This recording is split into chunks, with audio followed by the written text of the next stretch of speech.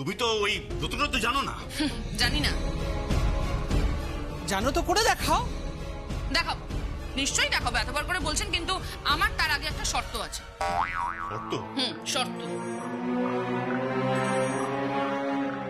কি শর্ত? জ্যাক্স, বলো বৌমা। হয়নি চাল বাচ্চা এখনো? এই তো বাচ্চি বাচ্চি রান্না বান্না হয়ে গেছে, সব করে ফেলেছি আর সব। বাসন মাজা?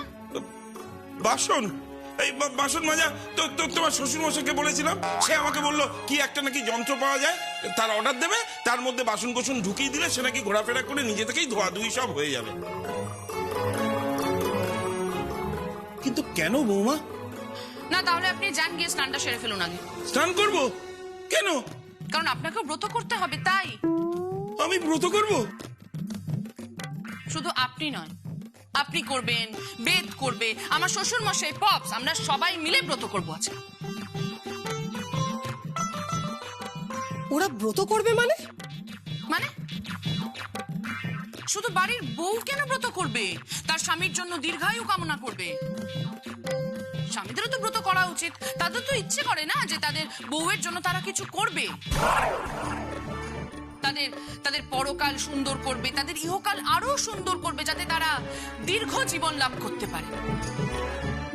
বৌমা, আমি বলছিলাম সেরকম তো কোনো ব্রত নেই, মানে ছেলেরা মেয়েদের জন্য বা স্বামীরা স্ত্রীদের জন্য এরকম ব্রত হবে, সব হবে, আমি তৈরি করে দেবো।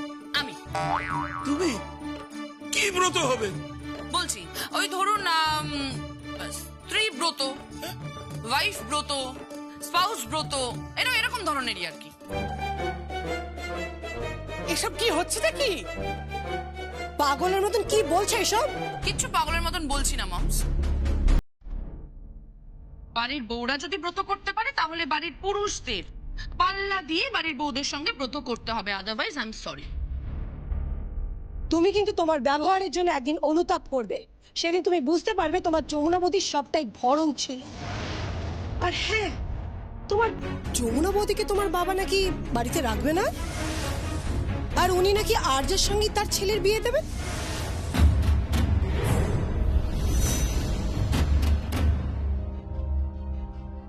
কি কি বলছেন কি আপনি? এগুলো ইম্পসিবল, এটা হতেই পারে না। বেদ, বাবাকে ফোন করো, তুমি এক্ষুনি বাবাকে ফোন করো, তাড়াতাড়ি করো। হ্যাঁ, করছি। তাড়াতাড়ি করো।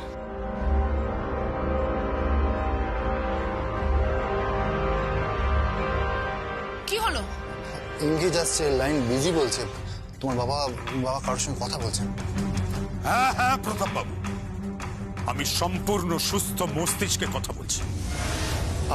আপনি আপনি সত্যি বলছেন কেদার বাবু? হ্যাঁ, সত্যি বলছি। আর যার সাথে আমি আমার ছেলের বিয়ে দিতে চাই।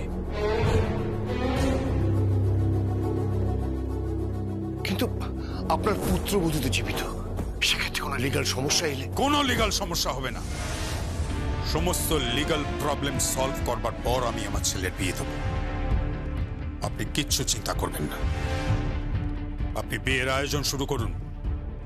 আর যাকে বলুন, আপনার স্ত্রীকে বলুন, হই হই করে আমার ছেলের আমি আবার বিয়ে দেব।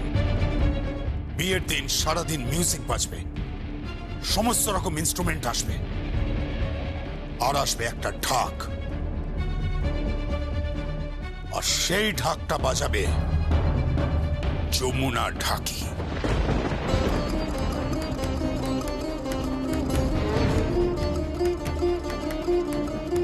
দাদা, এসব কি বলছো তুমি? কি বলছো এসব? মাথা ঠান্ডা করো প্লিজ, প্লিজ দাদা, মাথা ঠান্ডা করো প্লিজ। কেদার, কেদার, এরকম করিস না বাবা, এরকম করিস না। এটা যমুনার সংসার, ও তিল তিল করে সংসারটাকে গড়ে তুলেছে। এরকম করিস না। আমি আমি তোর কাছে হাত জোড় করছি বাবা, এরকম করিস না। বিন্দুবাসিনী দেবী,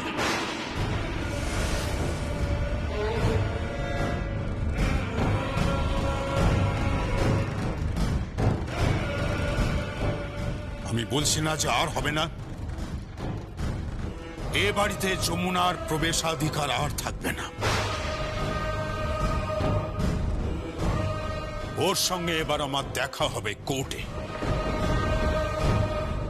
ও একটা মামলা করেছে সম্পত্তির ভাগ চেয়ে, আর আমি আরেকটা মামলা করব আমার ছেলের সঙ্গে ওর মিউচুয়াল ডিভোর্স চেয়ে।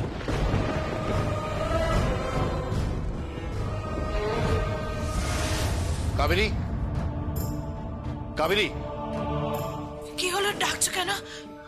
একটা খবর আছে কাবেরী। কি খবর? কোন দুঃসংবাদ? দুঃসংবাদ কিনা জানি না, তবে সুসংবাদ হতে পারে, বিশেষ করে তোমার মেয়ের জন্য। ওর প্রতীক্ষার অবসান হলো, ও তপস্যার ফল পাবে এবার। যে জন্য বিপথে গেছিল, হয়তো তার জন্য ওকে আর কষ্ট পেতে হবে না। কাবেরী, কাবেরী, আমাদের আত্মগ্লানির অবসান হলো। আচ্ছা, কি হয়েছে কি বলবে তো?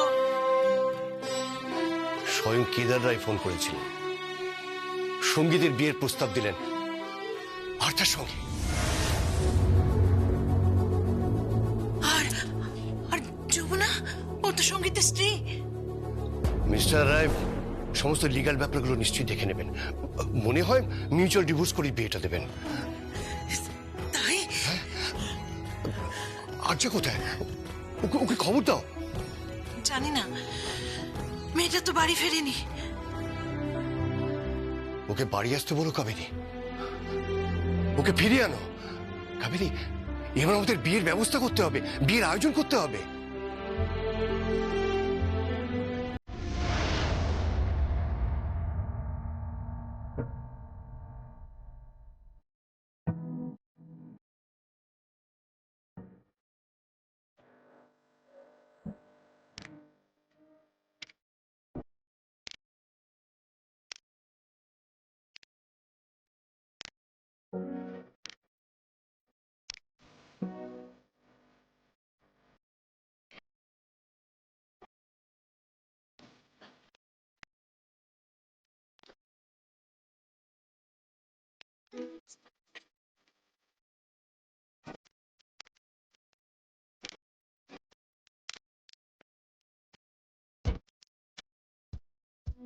আমি অপেক্ষা করব, তোমার বাড়ির বাইরে অপেক্ষা করব, যতক্ষণ না পর্যন্ত তুমি আমার ভালোবাসায় রেসপন্স না করছো। আমি বাইরেই থাকবো।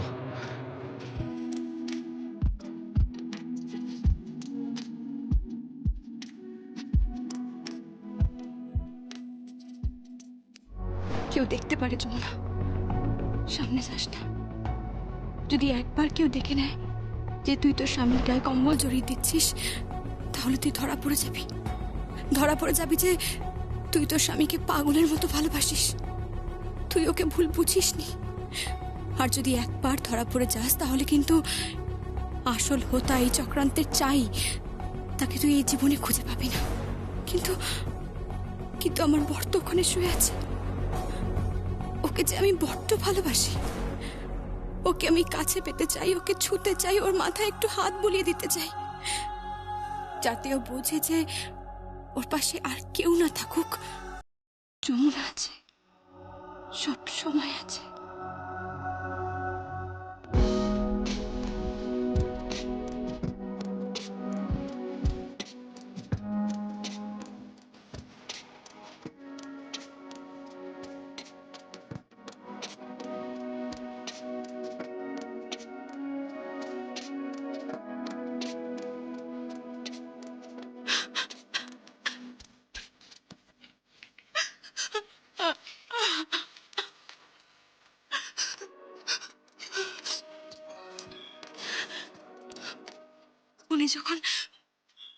উনি যখন জমিতে শুয়েছেন, তখন আমিও এই ভূমিতেই শুচ্ছে নেব।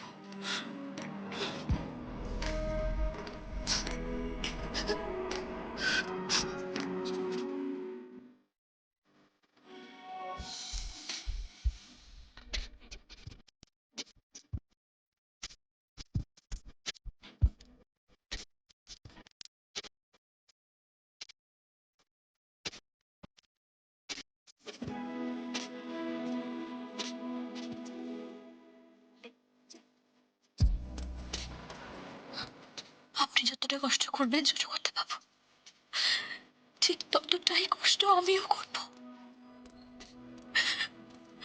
আপনি যা করবেন আমার জন্য আমিও তাই করবো।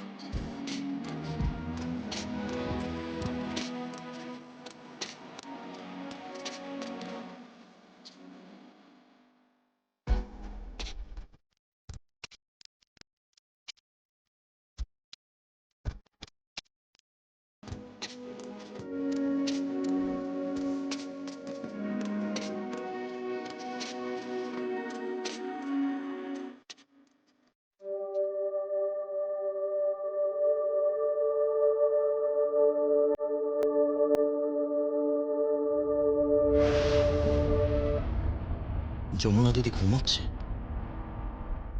যাই গিয়ে খাবারটা দিয়ে আসি আমি শাশুড়ি মা আর কৃষ্ণাকে।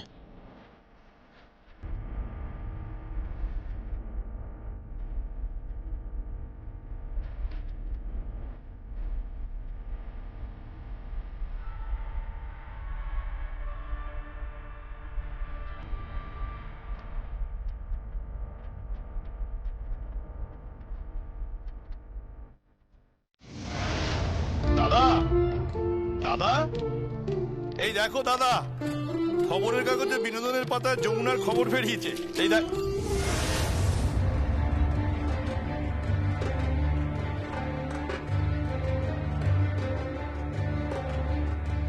দাদা, কি ব্যাপার, ওনারা এখানে?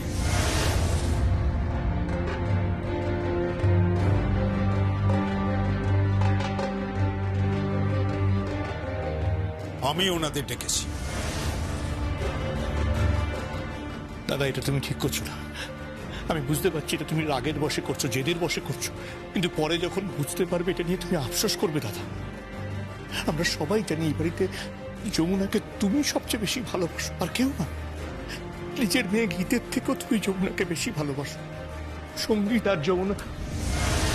থাক করলেন, থাক, চুপ কর।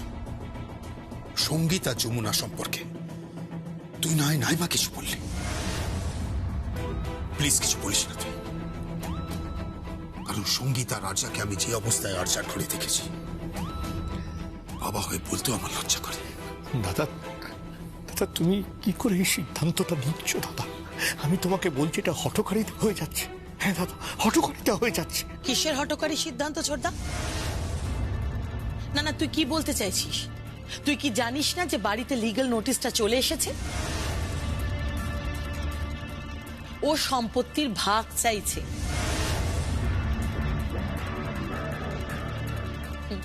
গঙ্গা ঢাকির মেয়ে তো, বড়দা ঠিকই বলতো। আফটার অল পেটিক্রি বলেও একটা ব্যাপার আছে কিন্তু ছোটদা। এই তুই চুপ করবি?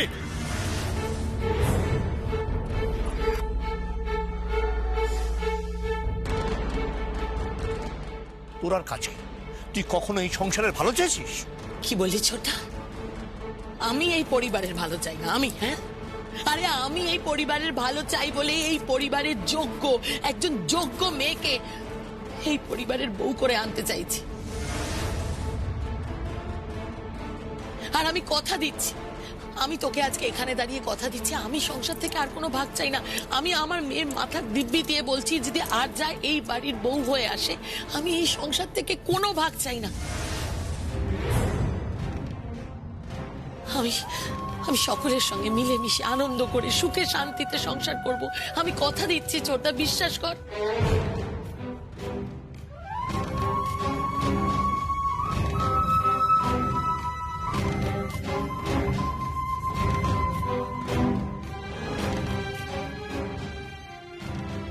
সবই তো শুনলেন, এখন সিদ্ধান্ত আপনাদের। বলুন কি সিদ্ধান্ত দিতে চান আপনারা? দেখুন, এই বিয়েতে আমার বিন্দু মাত্র সম্মতি নেই।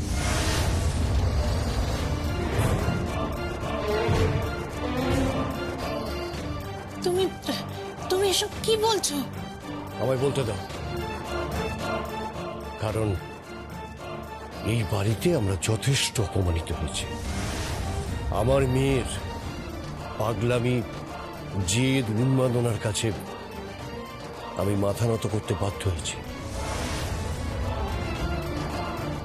তাই আমার অনিচ্ছা সত্ত্বেও আমি প্রতাপ চৌধুরী এই বিয়েতে সম্মতি দিচ্ছি।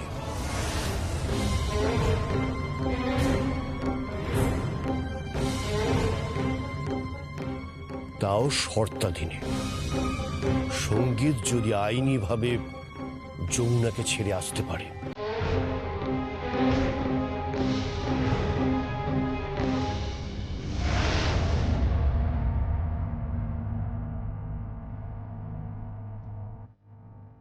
আপনার চা।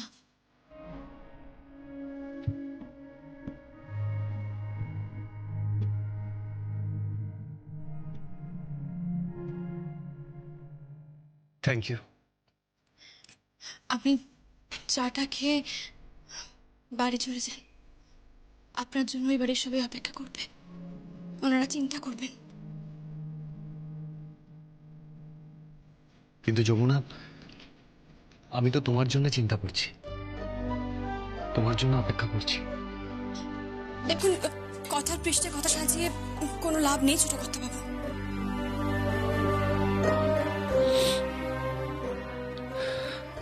যমুনা,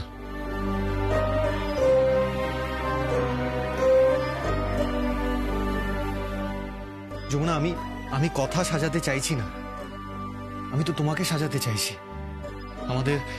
আমাদের জীবনটা সাজাতে চাইছি, আমাদের সংসারটা সাজাতে চাইছি। বিশ্বাস করো যমুনা, তুমি যেটা দেখেছো সেটা সম্পূর্ণ ভুল। এটা সত্যি, মাঝে মধ্যে আমরা যেটা দেখি সেটা ভুল হয়। বিশ্বাস করো যমুনা, যমুনা, আমি তোমাকেই ভালোবাসি। আমি তোমাকে ছাড়া বাঁচবো না। প্লিজ যমুনা, আমাকে ফিরিয়ে দিও না। I really love you. I really love you, Jamuna.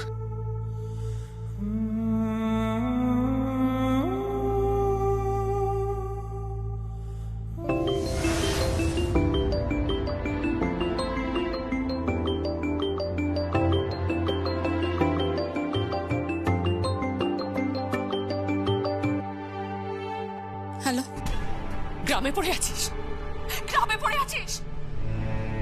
এদিকে তোর ঘরে যে একজন ঢুকে পড়ছে সেদিকে তোর কোনো খেয়াল নেই। চলে আয় যমুনা, যমুনা তুই চলে আয়, ফিরে আয় যমুনা। তুই এভাবে চলে গেলি, হুট করে চলে গেলি কাউকে কিছু না বলে। আরে বাবা, তোর সম্পত্তি চাইছিলি, তুই বললি না কেন? আমি সব সম্পত্তি তোকে দিয়ে দিতাম, সব সম্পত্তি। আমি মানছি আমার ছেলে অন্যায় করেছে, আমার ছেলে অপরাধী, আমরা তো শাসনও করেছি, আমি আরো শাসন করবো। তুই ফিরে আয়, তুই ফিরে আয়। তুই বুঝতে পারছিস না, সর্বনাশ হয়ে যাচ্ছে। তুই ফিরে আয় যমুনা, প্লিজ ফিরে আয়। চুপ করে আছিস কেন যমুনা? আমি তোর সঙ্গে কথা বলছি, তুই চুপ করে আছিস কেন? উত্তর দে। মা, আলমারির বাঁ দিকের তাকে কিছু শাড়ি আছে উৎসবে পরার মতো, ওগুলো বের করে নিও। আর কিছু গয়না আছে লকারে, আর কিছু গয়না ড্রয়ারে রয়েছে। আর আলমারির নিচের তাকে একটা গয়নার বাক্সের মধ্যে চাবি আছে মা, লকারের চাবি। কি সব বলছিস তুই? শাড়ি গয়না আমি কি করবো? তুই আর কি করছিস আমার সঙ্গে? যমুনা, তুই বুঝতে পারছিস না তুই কি সর্বনাশ করছিস? তুই ফিরে আয় যমুনা, প্লিজ। আমি রিকোয়েস্ট করছি, ফিরে আয় প্লিজ। শাড়ি গয়না তো লাগবে মা, বাড়িতে যে বিয়ে লাগছে। যমুনা, যমুনা, হ্যাঁ মা, আর কিছু কথা বলার আছে। সেটা হচ্ছে যে ফ্রিজের চাবি সেটা কোথায় আছে আমি তোমায় বলে দেবো। আর তোমার ব্যাংকের পাসবই কোথায় আছে সেটাও বলে দেবো তোমায়। চুপ কর, চুপ কর। তুই ব্যাংকের পাসবুক নিয়ে আমি কি করব? কি করবো আমি ব্যাংকের পাসবুক নিয়ে? এক্সকিউজ মি,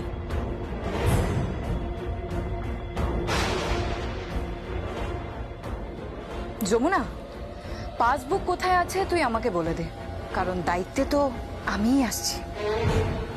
কিরে যমুনা, কেমন লাগছে? আর্চা, আমি সবটা জানি, আমায় একটু সময় দে।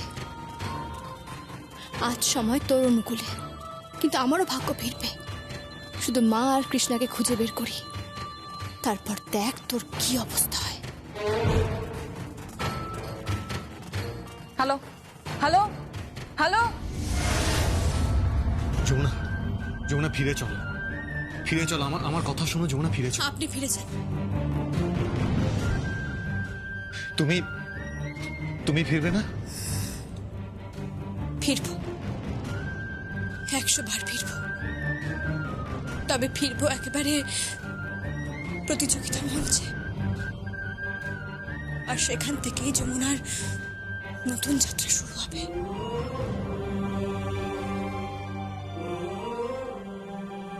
যমুনা, আমার কথা শোনো যমুনা, প্লিজ প্লিজ যমুনা, বিশ্বাস করো, আমি তোমাকে ভালোবাসি। I love you so much. Jamuna please ফিরে চলো, ফিরে চলো যমুনা প্লিজ। যমুনা,